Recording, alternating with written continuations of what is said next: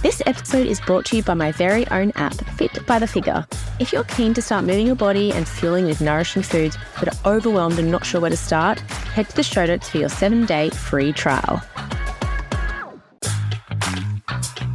Welcome to Life with Danny Duncan, where we talk about everything from nutrition, movement and mindset to the bullshit that's been holding you back to live your best life, completely raw and unfiltered.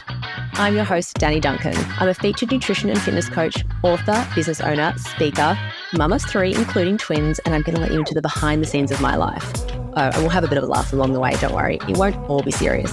I'm going to be the one to make you get uncomfortable with your reality and challenge you to make changes for good. So if you're feeling stuck in where you are in life and are ready to change, this podcast will unpack the reasons why you may be feeling this way and help you with tools to make changes in your life. There's no bullshit here, just real talk. So if you're ready, well, let's dive in. There's no time like the present.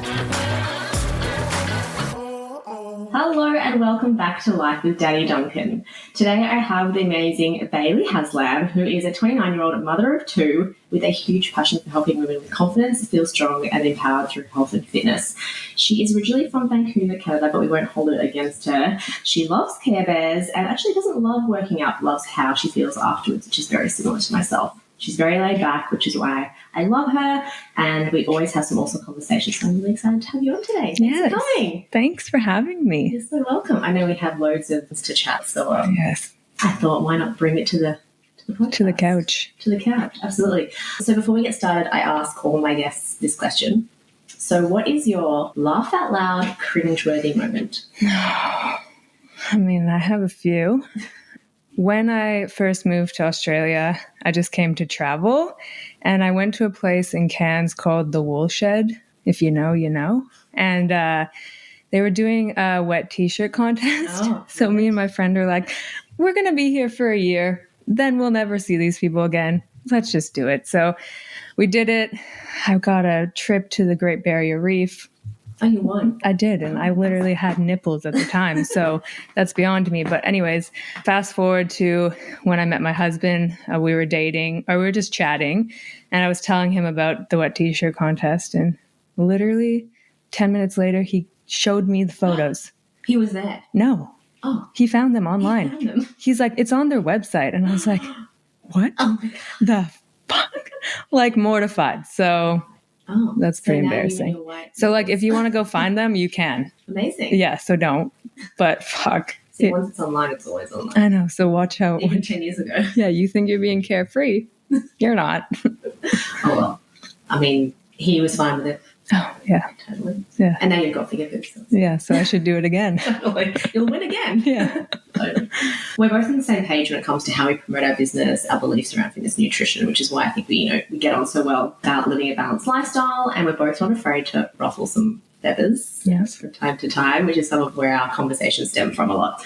So why are you so passionate? Why are you happy to ruffle feathers? Like, why do you love doing what you do? This space isn't actually something I wanted to be in. I wanted to be like a daycare teacher, and then I had kids and I was like, oh my God, no way. It's too hard. But growing up as a teenager, it was really hard. I think being a teenager in general is just hard with the hormones and changing and growing. But, you know, I did have a bit of a drug addiction, and then I also had some disordered eating issues as well, some traumatic events. So pretty much 14 to, I'm going to say 20 was pretty full on. Yeah. So I had my first son. I had him when I was 20. Yeah. So I came to travel Australia and I ended up with a baby. With a child. Yeah. That's a whole other podcast. But yeah, so I had my first son and he changed everything, obviously. And then it wasn't until my second son that I started like taking care of myself a bit more. And I did a challenge and I started an Instagram, and people would message me and just asking what I was doing and all this stuff. And I was just like, whoa, this is super cool that like I'm feeling good about myself and I can help people feel the same, because I've felt pretty shitty about myself, and a lot of people feel that way, which makes me very sad. Yeah. So yeah, it kind of just went from there, and that's how I got into this space. Yeah. Have you always been pretty outspoken, happy to like ruffle feathers, or is that something that you just... No. So I think that's why, I guess as you get older, you come into your own. And I just think back to when I was younger, like I had no opinion. I just could not give my opinion about anything. I was scared of what people would say. Even with my now husband, he'd be like, where do you want to eat? I don't know. Yeah. Like I'd be, Yeah. and then I dated a few people, and the way they would talk to me and what I would put up with is just crazy. Yeah.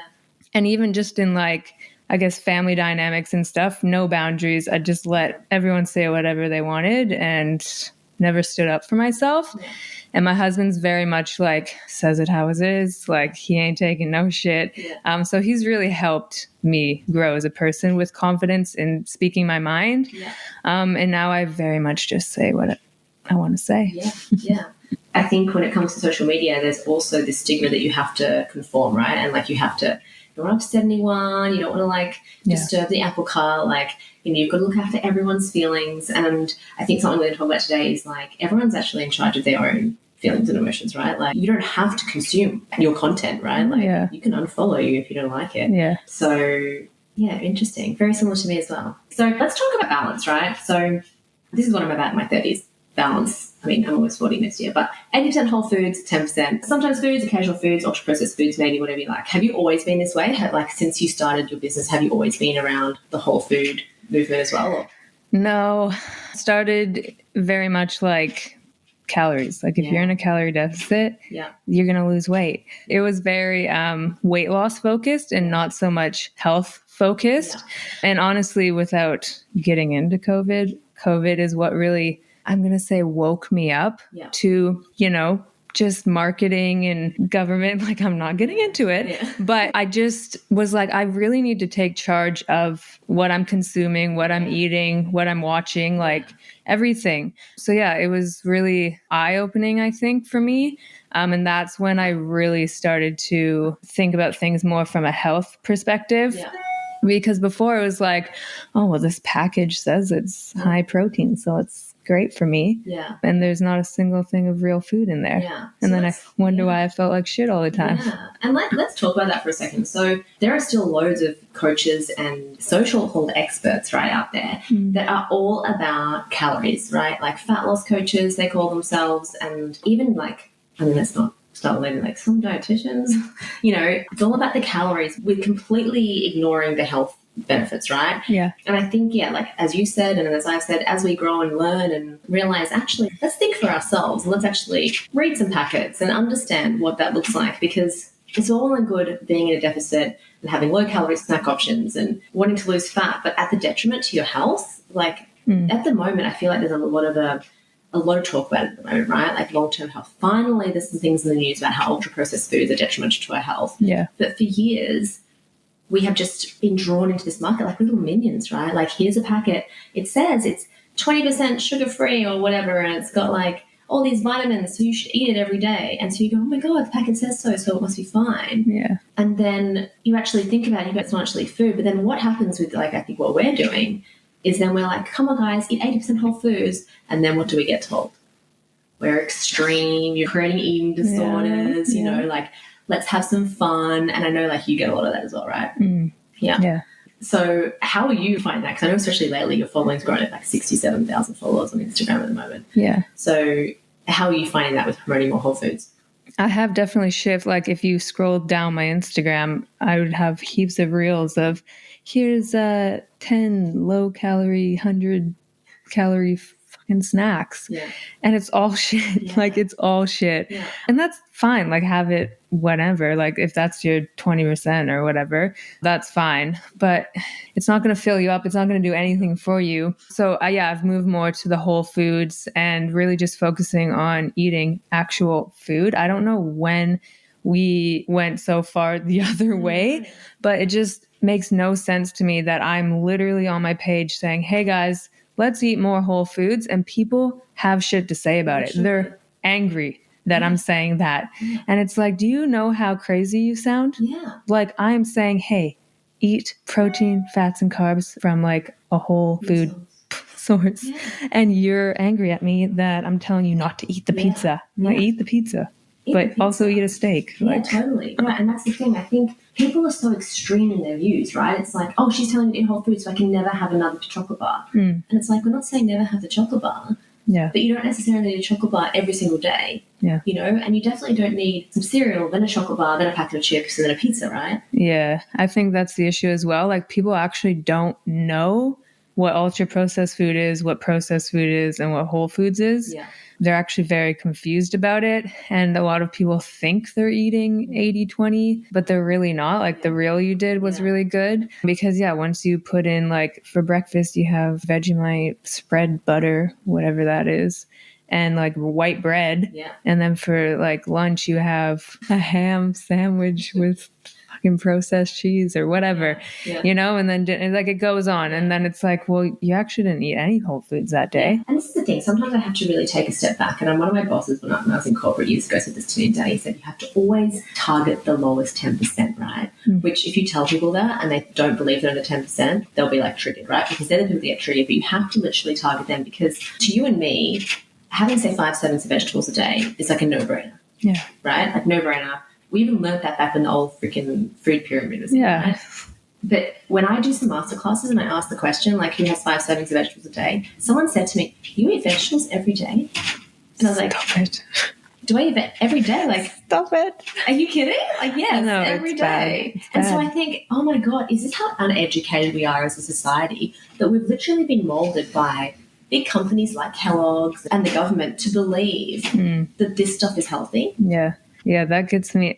I ain't trying to be controversial here, but I believe, you believe it or not, but the government wants us to be sick. Sick people make us a lot of fucking money. Yeah. Okay? Uneducated people make us a lot of money. Not us, everyone, basically. Yeah. People who just are like brain dead from consuming Netflix and social media and eating like shit and not going outside and not being in the sun and not drinking enough water and sitting on a computer like 9 to 5 working. You're brain dead. You're brain dead. You're going to just follow whatever the fuck they tell you to do. Totally. And the other thing, like, about that, like, where I get in trouble, the same reasons you get in trouble, like, I'm just trying to tell you to eat more whole foods. Like, I'm not trying to fucking tell you to, like, freaking go out and chop your left ear off. Like, I'm literally telling you to eat more whole foods. The other thing that I talk about a lot is also screen time, right? And what you consume and what you let your kids consume. And parents get so triggered. Like, I got someone literally email the other day telling me that unfollowing me because over the years they hate how extreme I've gotten with telling people to not let their kids on the screen as much or have as much. And she's like, I was making her feel bad as a parent, as she already feels guilty enough. Yeah. And I'm like, why do you feel guilty? Yeah, you feel bad because you know. Because you know. You know what you're doing. And then people go, but some parents need it down for a break. Did your parents have an iPad for you? Yeah. Like, we got real bad, like, during COVID. Like, my kids watch TV in the morning. They get home from school, and then they're on their iPad or a Switch or whatever. Yeah. And then we realized, we're like, whoa, we actually don't spend any time together. Like, I don't talk to my kids at all. Yeah. Like, they have a screen in front of their face all the time. Yeah.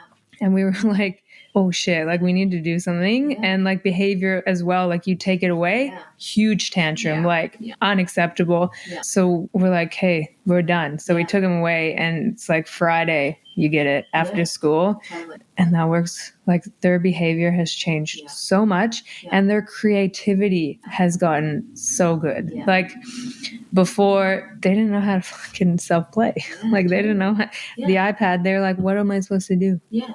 And parents say that though, right? They go, if I didn't have the iPad, the kids would just freaking pick up a fuss. First of all, they're kids. Like, they're allowed to, like, but also it's because they don't know. Yeah. Like, they don't know how to self-play. And the thing is as well, I think parenting is hard.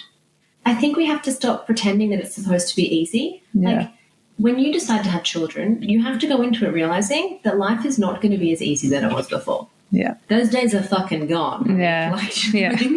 Like, if you're going into it thinking that you can spend your freaking Saturday and Sunday chilling on the couch and having a fucking cocktail, like, you got to think again. Yeah. And I think the other thing is that we don't want to do hard. And that's not just in parenting. That's in everything, right? Like, we don't want to put ourselves through hard. Oh, fouls, it's so hard, so I'll take the easy route. Yeah. Cooking's too hard, so I'll just buy the shit. Yeah. But then, like, that's fine now, right? Like, it's all okay now. I'm busy, I'm tired, I'm stressed mom now. But, like, what if you could fast forward 20 years? Yeah. And you are spending your time in a doctor's surgery and you're sick and you can't move and you are in a wheelchair. What about then?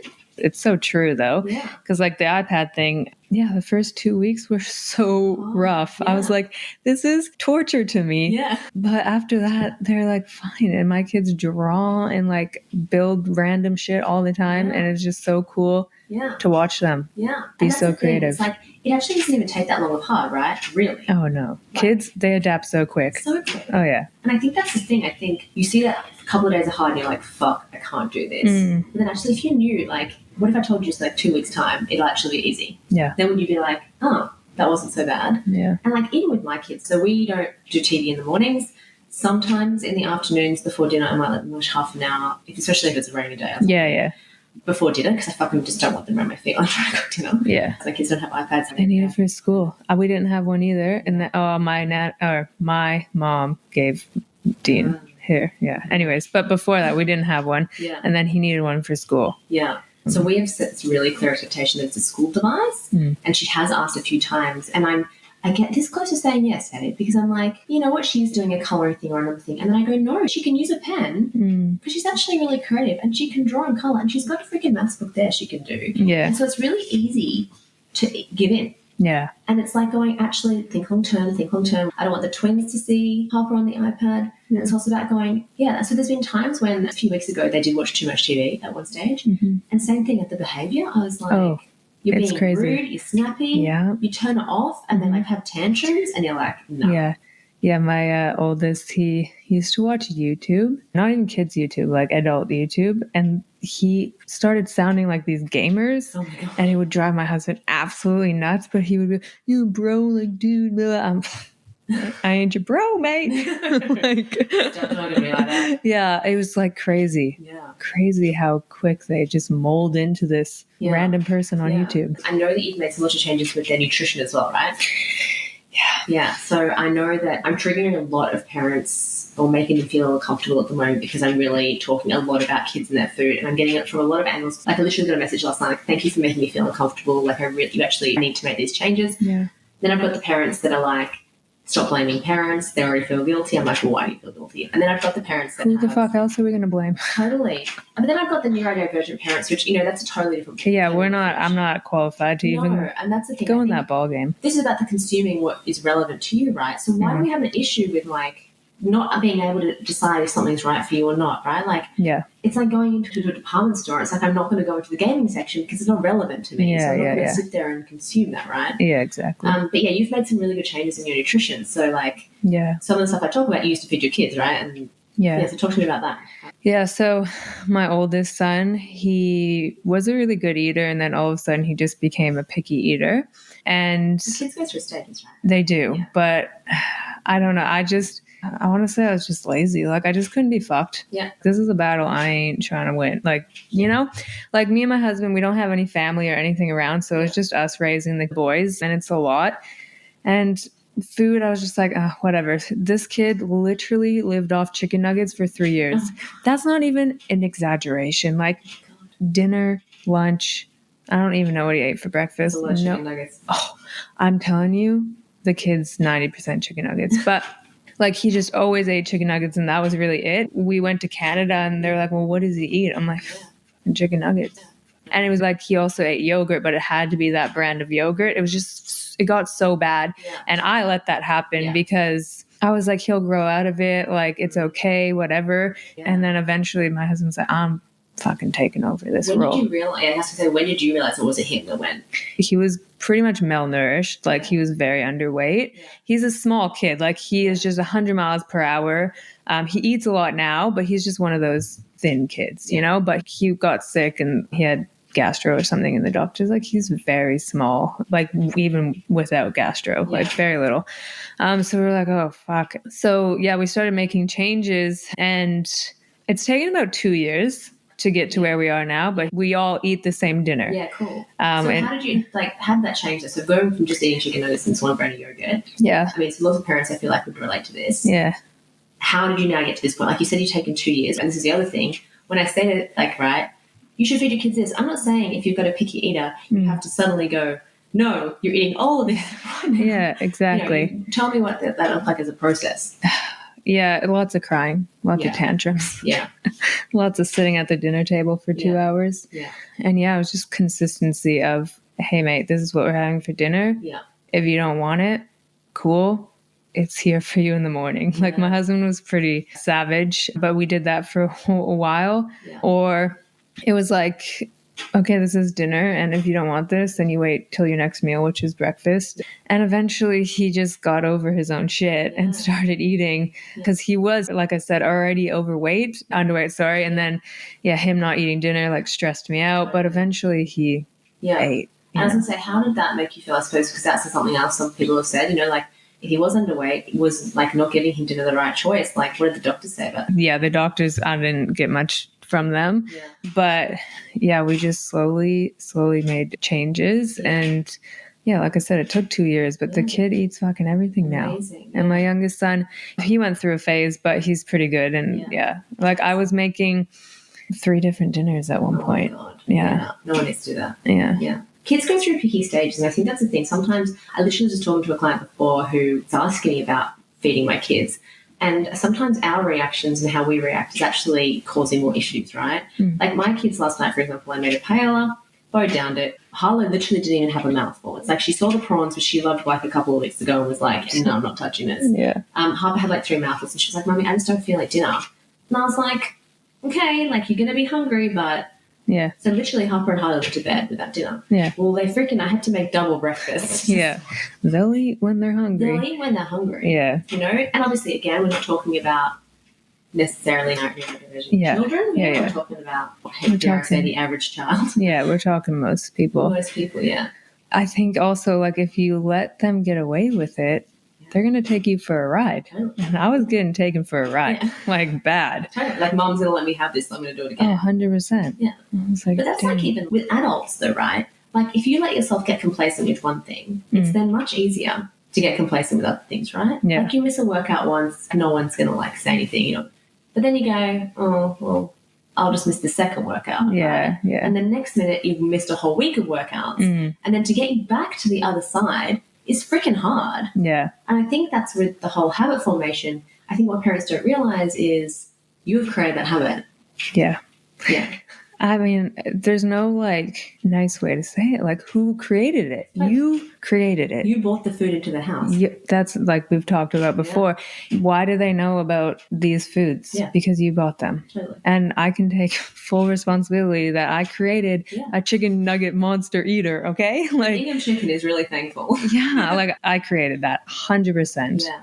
And that's the thing, I think. You see so many people go, oh, my kid will only eat, and sometimes it is like pretty good food. Like, my kid will only eat blueberries or white food. And it's like, well, you didn't go to the freaking cupboard itself and get it. You didn't go to the shop. Yeah. Like, and that's another thing, packaged snacks and stuff. Yeah. I used to buy heaps of it. Yeah. And now I don't buy any of them. Yeah, because number one, it's fucking expensive. Yeah.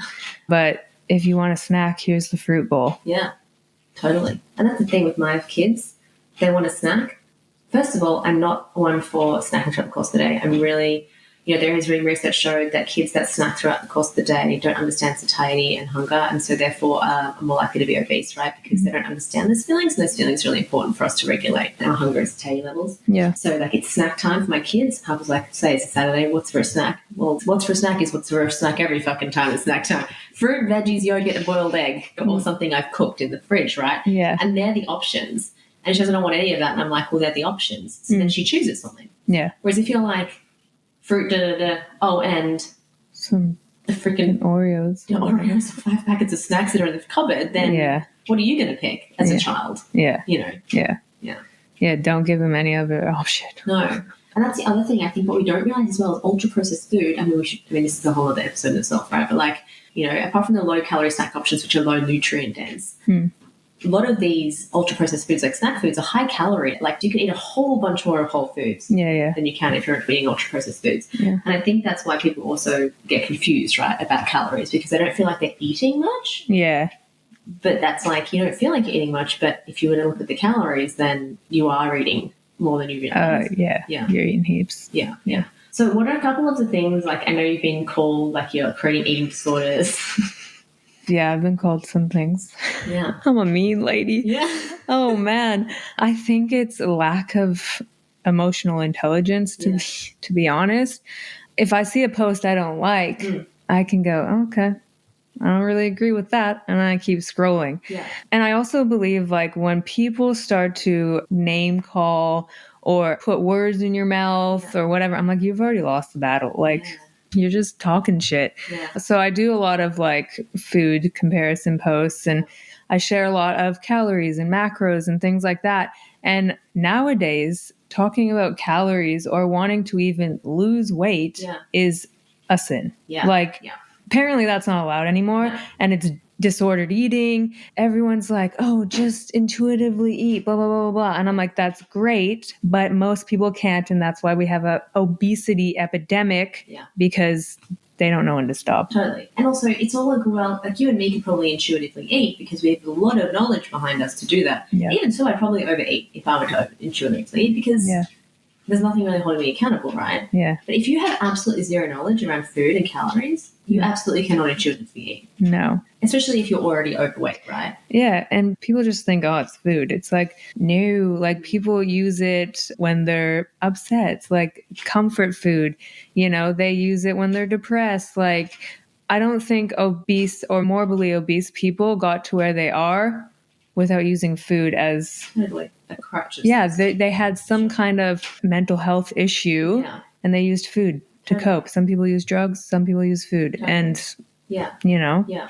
People get to a point where they're obese or morbidly obese and then they don't feel good. They've got health issues and they don't like how they look. But then we've got the other side where people are telling us, you should love how you look and don't worry about your jiggly bits and get it out there and be confident. Yeah. Which I also think is the wrong fucking message.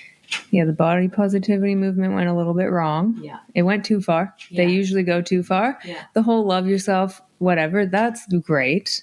That's amazing, but you can love yourself and want to change yourself as well. Yeah. And, you know, if you are obese, you have a 73% chance of illness eventually. Yeah. So that's a pretty fucking high chance. Yeah. So, you know, you can change your body for your health as well. Oh, yeah. And then, you know, people argue like, well, they work out and I eat healthy, but, you know, people are like, well, you can't tell if someone's unhealthy by the way they look. And I'm like, well, there's there are different pillars of health. And we know that being obese, unfortunately, means that you are not healthy. And this is the other thing, I think. You can eat an abundance of healthy foods, right? And you can work out. And so, yes, you might be healthier than someone that potentially doesn't do that, right? Yeah. But if you have excess fat on you, you are still at risk of heart disease, type 2 diabetes, and those sorts of things. But also as well, we have to understand that you can also eat too many calories, right? People say to me, all I do is eat healthy food. I don't eat any takeaway. I don't eat any chocolate. But it's like, yeah, but you're probably still consuming too many calories, too much energy for what your body needs, right? Yeah. And this is where I think it gets so fucking confusing for people because they're like, well, I don't get it. I'm working with a client at the moment who literally was like that. She's like, I don't really eat any takeaway. Yes, I do like a couple of wines because that's the other thing people don't realize that, you know, alcohol has so many calories in it. But when she started working with me, she's like, I was eating 3 times as much as I should have been. Yes. Like, I did not realize. And that's literally why I do those food comparison posts. Sometimes I do like a chicken bowl or whatever, and one of them's like 600 calories and one's over 1,000 calories. And I'm like, you can still eat healthy, but you can still be consuming too many calories. Yeah. If you can't burn that energy that you're consuming, it gets stored as fat, which then has an impact on our arteries, right? Yeah. And that's the other thing. Like, I've done a couple, and thank God people were like, no, you've just killed avocado and toast at a cafe for me. Because, you know, people think, oh, I'm going to have avocado and an egg on toast at a cafe. It's really healthy. It's like definitely health benefits and healthy foods. But, you know, an avocado on toast with some poached eggs can be like over 1,000 calories at a cafe. Yeah. And know? People get shitty as well because they're like, oh, I can't eat it.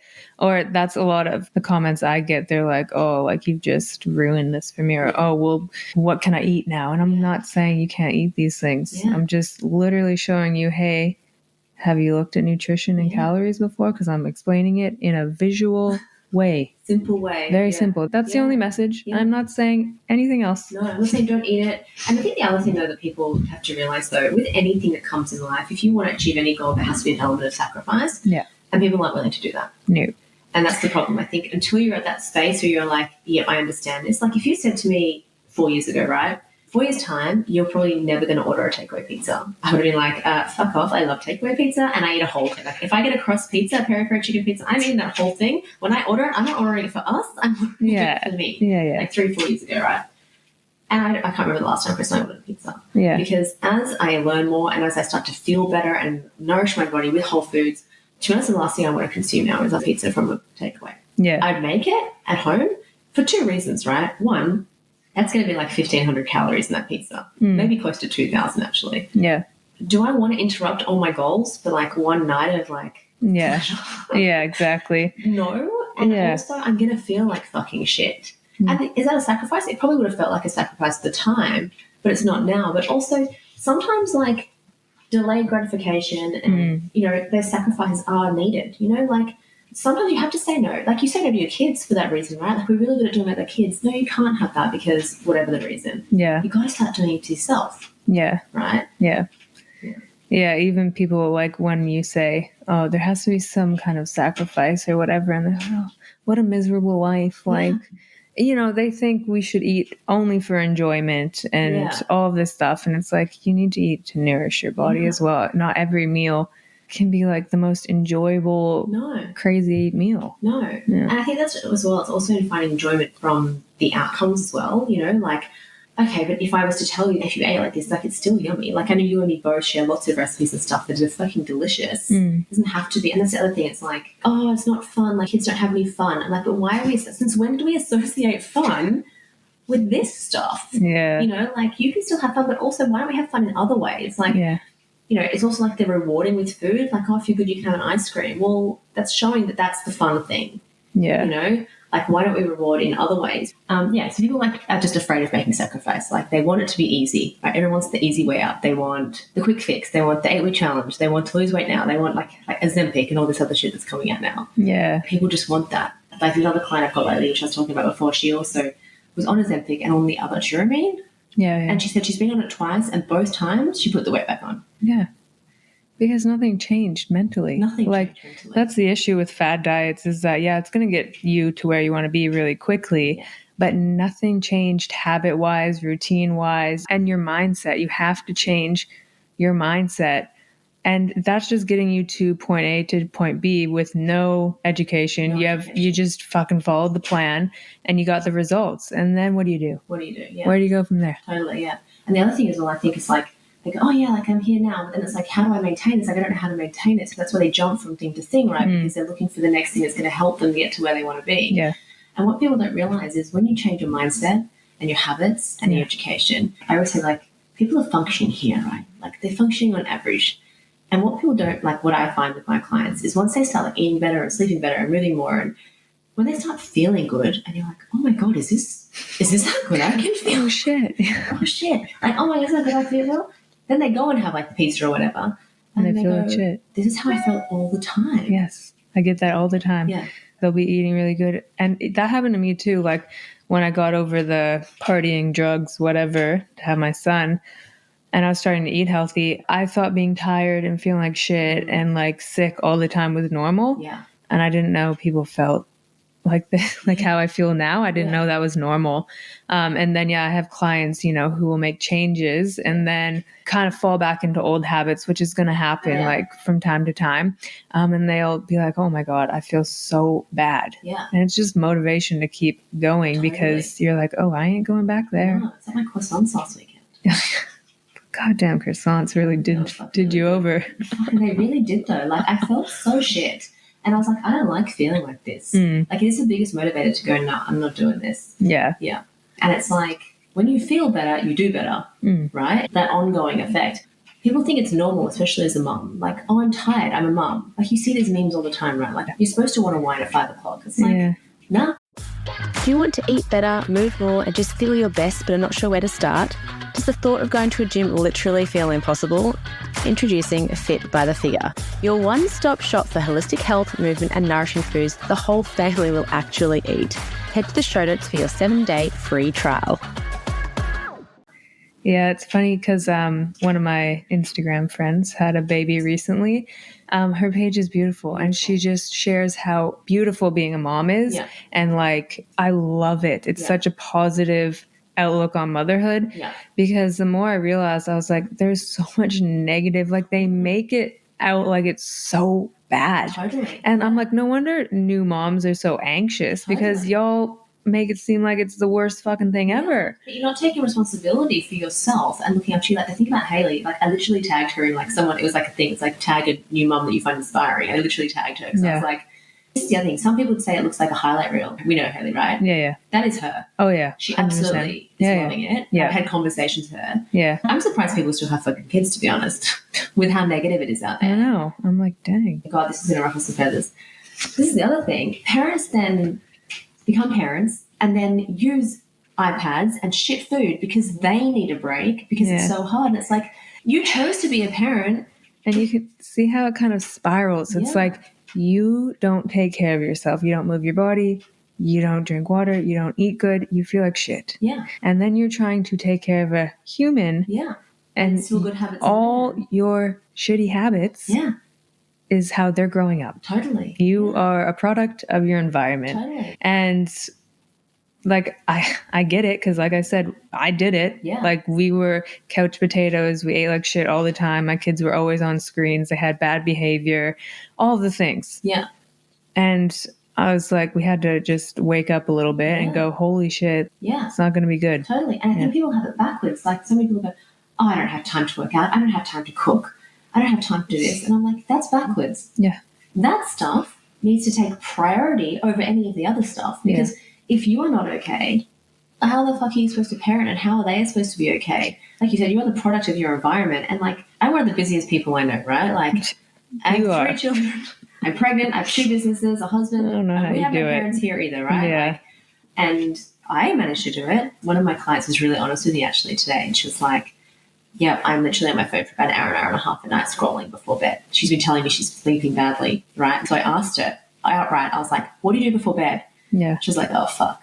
And I was like, what? She's like, I think, told me, no have time to work out. She doesn't have time to meal prep. She's sleeping badly. And I'm like, get off the fucking phone. In that hour and a half, you could literally do a half-hour workout. You could prep a few meals for the day, and you could go to sleep earlier. So therefore, you could probably wake up earlier and feel better. Yeah. And that's the thing. I think people have got it backwards, you know? And the whole, like, I don't have time to cook, or I don't have time to meal prep or whatever makes no sense to me, because you have to eat. Yeah. You have to eat. Yes. So what the fuck? What are you doing? Also, you have to eat to live. Well, exactly. So I don't get it. I'm like, you have to eat anyways. So you're making some kind of meal. Yeah. You can make really healthy, quick meals. Yeah. You're just choosing not to. Not to. And maybe, again, it's an education thing, which is why we're out there trying to help people, helping people make better choices and more options. But, like, if you have time to do all this other shit, sometimes someone's got to give. You know, like, if you're that rushed off your feet, something has to give.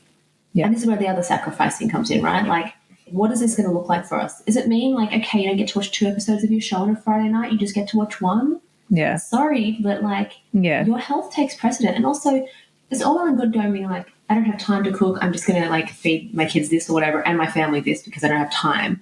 But, like, this is the thing, you either make time for your health now, or you make time for your illness later on. Yeah. And it's like, again, people can't see past the end of their nose. They're just always looking at the now. Yeah. I think also a big issue is people see working out and eating healthy just to lose weight. Yes. So I think that's a big thing as well. They're like, well, it's not a priority, or I don't care how I look, or I'm happy how I look, or whatever. Yeah. But it's like, there is a way bigger picture than that.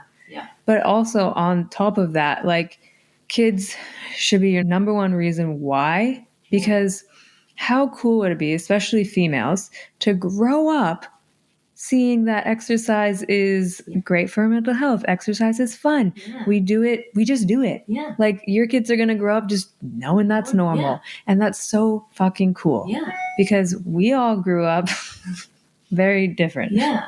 I mean, I was lucky. Like, my parents have always been active, which is really awesome. So I, like, had that from a young age. Yeah. Food-wise and alcohol-wise, probably a bit different. Yeah. Mom and Dad don't listen. You know, like, I'm trying. And you know what? I've said, Mum's really good at, like, taking us. She's a doctor, but she's really good at taking up things. Dad, I'm changing slowly. He takes a protein shake now. Oh, good. It's almost 80, so that's so good. Too much. But definitely, like, you know, the other day I was upstairs getting changed, and Chris didn't get his phone out quick enough. But I came downstairs and he's like, you won't believe what they were doing. All 3 of them. Harper was out there taking a workout for the twins. They had my elder bands on. Harper was actually taking it. And I was like, that's so awesome. Yeah, that is. You know, and I was like, this is cool. And, like, they're all very active for that reason as well. But they should be your number one reason. But also, like, I just don't understand. I mean, I do understand where parents go, everything I do was for the kids. Well, if everything you did was for the kids, you would look after yourself. Yeah, exactly. Because you and me both know when I'm like stressed or anxious or haven't done my workout or I haven't eaten well, I'm a shitty mom. Yeah.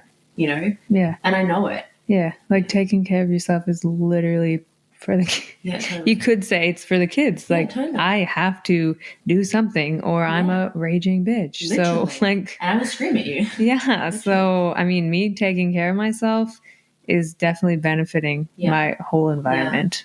What would be your top tips for a parent or like parents, like mums and dads? I think it's just important for both if they're struggling in this area. So we're sitting here going, look after yourself, don't like, make sure you put yourself first. And parents are sitting there listening going, yeah, fuck, okay. How? What would be your tips? Like 3 top tips to making that happen? Just making little changes. I think people fail a lot because they try and do it all. Yeah. Like, okay, I'm going to hit 10,000 steps. I'm going to work out 5 days a week. I'm going to eat healthy. I'm going to change everything in my fridge to Whole Foods. It's like that never works. No. So baby steps, and just know that it's going to take a lot longer than you want it to. Yeah. Like I said, it took 2 years to get my son to eat like a normal human being. So it's going to take a long time. Yeah. But also, what is the rush? Because we're going to do this our whole lives, right?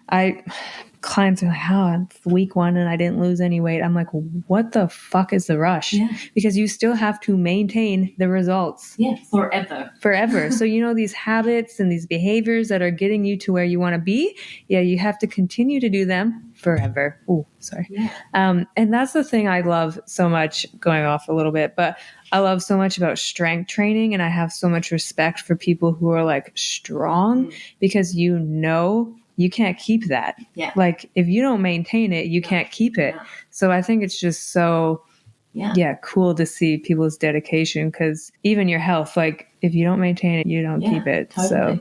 And, like my dad was just here over the weekend. He's 78. He's turning 79 in July, so 80 next year. And he rows like 4 mornings a week, and he goes to the gym, lifts weights, sits on the bike. And like he's getting older, but it's so awesome to see him. He picked up the kids, he picked up Harper. He's like, I don't know if I can pick her up, but he did. And like it was awesome. But a lot of like 60-year-olds can't do that, right? Yeah. And so I watch him, and even though he's in awesome shape, I still go, shit, right? Like we are all at some stage getting old, but it's up to us how we age. Yeah. But that starts now, like you said.